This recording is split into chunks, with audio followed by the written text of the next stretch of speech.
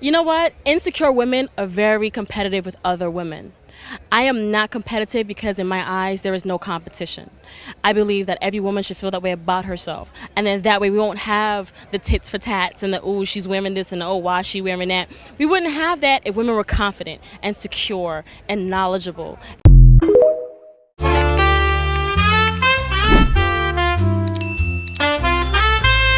Hi guys, welcome back to my channel. I am your host Claire Monica and welcome back to Claire Monica Talks. Today we are here with a part 2 of Confidence is Quiet but Insecurity is Loud. As this last woman was saying, confidence is all you need to live a full life. As women or as men, if we learn to cultivate confidence within ourselves, we won't have the need or the desire to compete with anyone, or the need to take or try to take anyone down or try to replace or mimic or copy anyone, because we're already content in ourselves and building ourselves.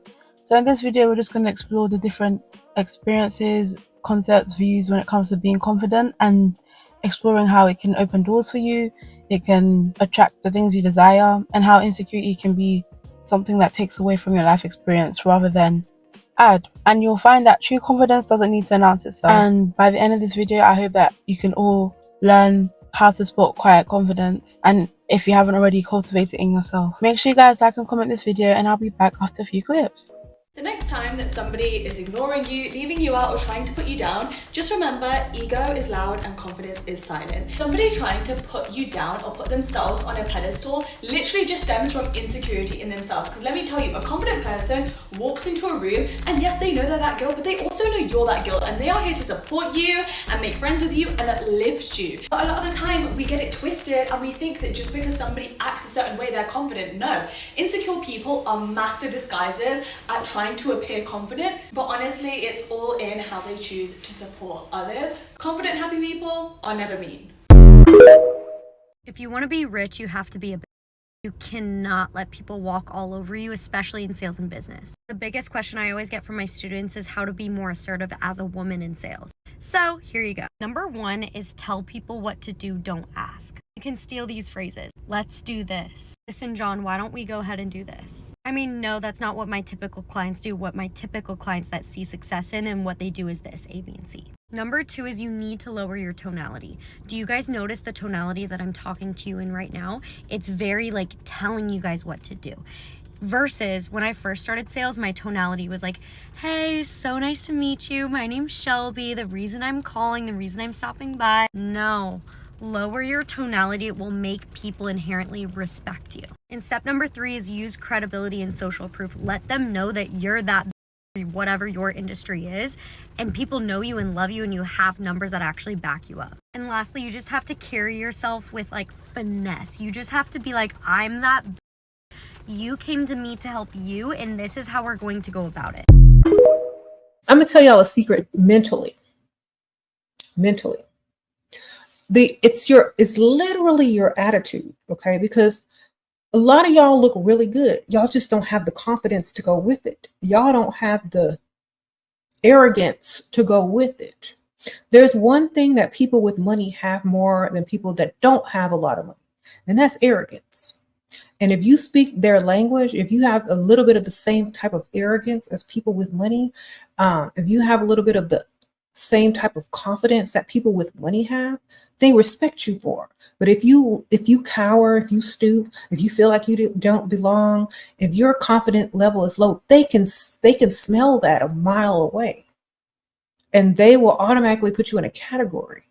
So a lot of people are nervous around wealthier people or people with money or but it's an attitude. It's a literal attitude. Like if you don't have it, they're not going to deal with you. I got an attitude. I don't need you. You need me. You know how some people like people that are highly confident and some people don't? The people that like highly confident people are also highly confident, and they understand them. So when you're a highly confident person, it can come off as arrogance. And when you're highly confident because you're sure of yourself, you're sure of your lifestyle, you're sure of your choices in life, you're sure of everything as much as you can be, that's success. That's how successful people think. That's how people with money think. And so when they see you thinking In the same way, you might not have as much money as them, but you've got what it takes. And that's all that they want to see. You got what it takes to fit into their world. Nobody's going to shame you, and you can handle yourself if someone makes a snooty remark to you, all this kind of stuff. So you got to make sure you walk with that confidence and you understand who you are before you even start dealing with people that have more money than you. You're not supposed to feel less than. You're supposed to feel like, okay, and you did it, I know I can do it. Okay, I love me some good Shira advice, and all these other creators, they're touching so many important points. Confidence literally opens doors for you. And I'm just going to give a quick story time. Yeah, so one of my lecturers at university, he had given us a task to complete, and I basically finished it before everyone else, and he was very quick to say that I didn't do it properly, or no, this is wrong. And instead of blindly just going along with what he was saying, or like shrinking myself or doubting myself, I actually said, no, hold on, and I actually explained to him why what I did was actually correct. And he was actually astonished. Like, he literally was like shocked that I was able to articulate myself and advocate for myself.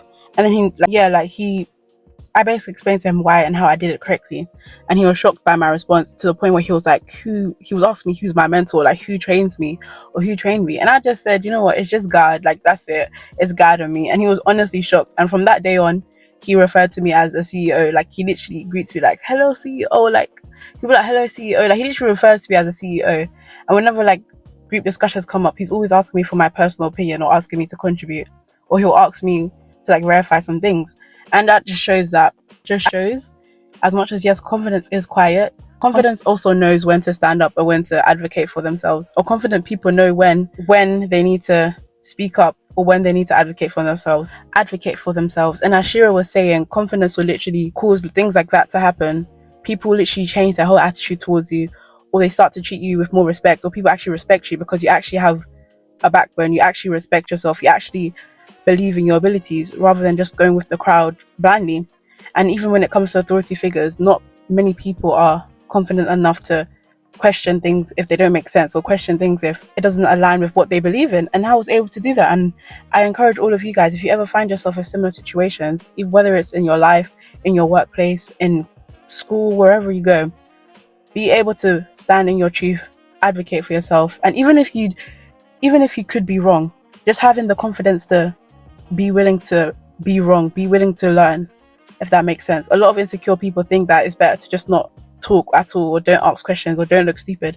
But the most intelligent people, the most articulate people, are not afraid to be wrong or look wrong, as long as they learn something out of it.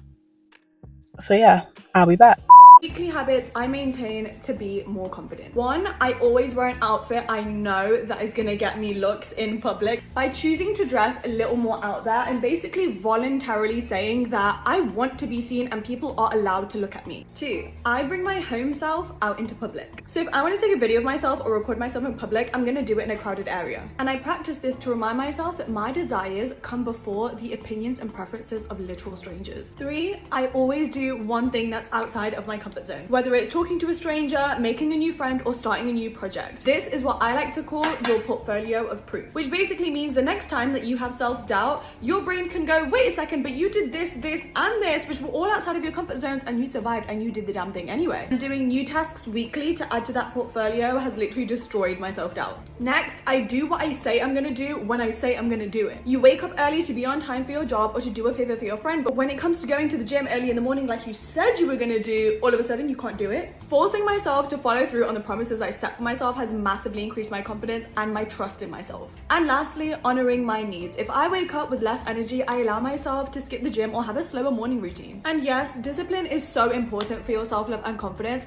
but so is recognizing that your self-worth is not tied up in your achievements. Your confidence is not going to grow because of the amount of work you do, but it grows based on the relationship you build with yourself. Like for part 2. Someone says to you, "You're so quiet, why don't you speak more?" This is how I would respond to them. Firstly, I would try not to be rude about it, although it's tempting and it just feels like a backhanded thing to say, which it kind of is. There's no need to be rude about it because they are just probably genuinely curious about why you're quieter. Not that you should have to justify yourself, but it's good to be respectful if you can. If someone asks me this, and they have in the past, I go and say, "Sorry, but I just don't have anything to say. Like, I'm just listening, I'm taking in the conversation, but I just don't have anything of value to add into this conversation yet." You can kind of go down that route. That's the honest route. It's the route I'd recommend you take, because most people are just going to be like, "Fair enough, you just don't have anything to say." Next thing you could say, it's a little less respectful, but you could just say, "I'm not interested in the conversation. Like, I'm here listening, but don't have anything to say because I'm not interested in the topic. I don't know enough about it. So I'm not going to say something when I don't know what I'm talking about." Then, to avoid it being disrespectful or taken disrespectfully, you could start a conversation about something you're more interested in. Those are kind of your honest options. Now, the next thing you can do is tell a white lie. If you're just bored, you don't have any energy, and you just don't want to kind of talk. If you don't want to engage in that conversation, you're feeling tired or something, you can literally just say, "Oh, I'm just really tired at the moment. That's why I'm not talking in this conversation." And that might be true. Use that one all the time, and it often is true. If you want to know more, there's a free happiness guide in my bio. Follow me for more advice. You cannot be shy. Closed mouths don't get fed. Okay. Do you think I got this lifestyle? And this is not the grandest lifestyle, but hey, do you think I got the lifestyle that I got by keeping my mouth shut? No. Okay. I didn't. If I had kept my mouth shut, I'd be living in a smaller house right now. If I said I'm not moving unless it's to the house I want, then I would still be either in the old house or in a small house if I kept it shut. You don't keep your mouth shut. When someone asks you if you like something and you don't like it, you say, especially if you've been with that person a while and they're asking you if you want something, you're going to have to wear this, live in this, drive this. So you need to be honest about those things. You could be nice about it.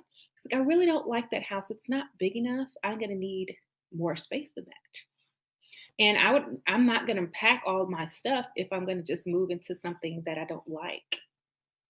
So, you have to put your foot down sometimes. Why? Because if you don't expect more, you don't get more. You won't.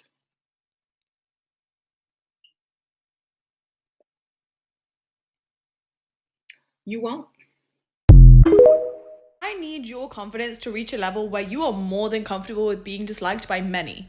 I'm talking to the point where your friend is telling you, "This person said this about you, these people are judging you, so-and-so group of people don't like you," and you are unbothered, unfazed, because you are so confident in your pure heart and your intentions that you have, that nobody could ever make you doubt your character. Because you know yourself so damn well. Because that's the thing, only you know yourself. And you need to be so confident that I am exactly who I say I am, so who are you to try and define me? You know yourself to the point where you know you would never have bad intentions, you are not a bad person, you are not who other people say you are exactly who you say you are. To the point where you know everyone's projecting, everyone's just viewing you through their own unique lens of their life experiences. So you are more than happy to be disliked. Because you're like, fine, that just simply means that you don't align with me. What, your values are misaligned with mine and that's why you don't like me? That is all it ever boils down to when you know you never did anything wrong. It's about reaching a point where you are so happy to be disliked because you know I'm living in my authenticity. And I know that you don't like me because I'm living in that authenticity and because I refuse to conform to what you want me to be. And you hate the fact that I'm outgrowing the box that you've made of me in your head. The more you are disliked, the bigger the sign is that you are finally being your true self. And people are just simply triggered by it. Plus, being disliked is a great, amazing sign that these people aren't meant for you. When you were constantly worried about improving others, impressing them, seeking their approval, mirroring them, you never know who's really for you. People disliking you is a part of life. It just redirects you onto the path that you were always meant to be on so that you can meet the people that will actually accept you and celebrate your authenticity and who you really are. The art of being disliked. I always say, if you're disliked by people for no reason, or people try to fabricate reasons not to like you, then you know you're doing something right. When you're confident, especially if you're confidently quiet, which is you're not trying to prove anything to anyone or trying to flash anyone with your achievements or your accolades or anything like that, you are going to be disliked and hated.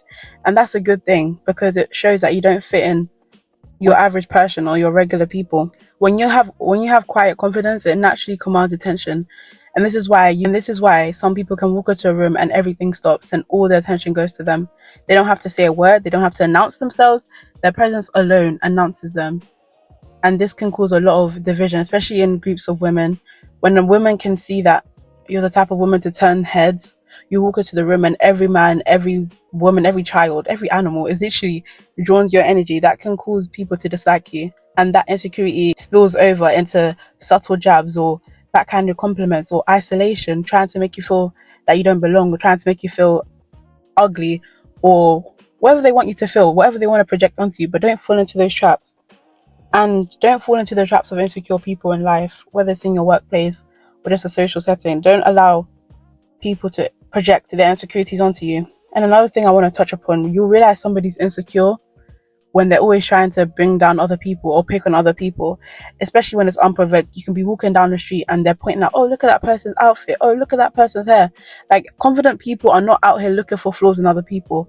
Confident people are not out here trying to find out what's happening with the next person. Confident people are working on themselves. They're pouring into themselves. They're self-obsessed. They're pouring into the people they love around them. So if you find that you may be exhibiting some traits of an insecure person, let this be your sign to evaluate yourself. A problem recognized is a problem half solved. So yeah, I hope this video is helpful, guys. This is just a reminder that confidence is quiet while insecurity is loud. So yes, I hope this topic resonated, and I would encourage you guys to comment down below your thoughts, and I'll see you in the next video.